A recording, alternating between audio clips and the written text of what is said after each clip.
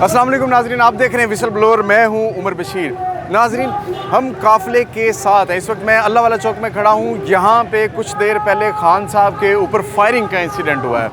नाजरीन, हम लोग धरने को कवर करने के लिए लाहौर से खान साहब के साथ साथ चल रहे हैं। अभी कुछ देर पहले वज़ीराबाद में खान साहब पहुंचने वाले थे कि कंटेनर के ऊपर फायरिंग हुई। अचानक हम DSNG पे बैठे हुए थे, बिल्कुल हमारे पीछे अचानक फायरिंग की आवाज़ आती है। हम नीचे उतरते हैं, जाके देखते हैं तो भगदड़ मची हुई थी। थोड़ी देर बाद कंटेनर के ऊपर सब लोग इकट्ठे हो गए, सब लोगों ने खान साहब को कवर कर लिया। जब देखा गया तो खान साहब को भी एक बुलेट लगी और उनके साथ 4 लोगों को भी गोलियां लगी।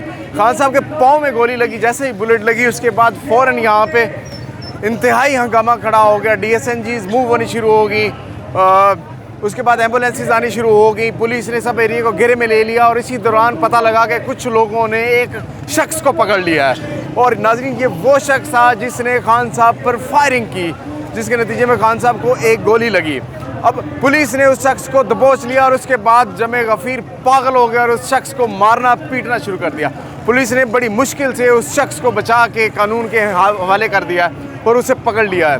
खान साहब को उनके अपने कॉन्वाय में प्रोटोकॉल के तहत उसी वक्त डालकर हॉस्पिटल और ना मालूम मुकाम पर मुंतकिल कर दिया गया। अब हालात ये हैं कि अवाम यहाँ पे इश्तिहाल में आ चुकी है।